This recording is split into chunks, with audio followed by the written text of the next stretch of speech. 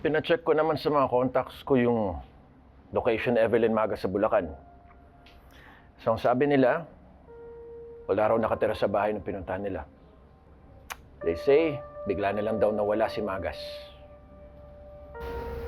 Baka nakatunog na yung Evelyn. Baka may tumitimbre sa kanya. May pumuprotekta. Hindi naman imposible yun, di ba, attorney? Eira. And think about it. Lilette was found at the crime scene, holding that gavel replica. She was so bitter about being abandoned by Attorney Mayor. Tapos, hindi pa naging maganda yung trato sa kanya ng mama before. Haven't you ever thought? Maybe, she had something to do with Attorney Mayor's death. Eira, may problema ba? Huh? What? Huh? No. Nothing.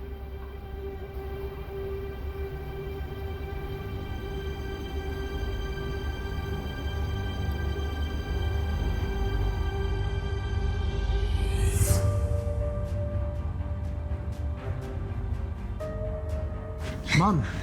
Ino! Huwag kang nagugulat ng ganyan. Ma'am, where have you been? Did you know you're over social media? Everyone is convinced you're involved in Attorney Mayor's murder. Don't mind them. Tigil din niyang mga yan dahil wala naman silang mapapatunayan. Ma'am, how can you be so sure? Nakausap mo na ba yung Evelyn Magas?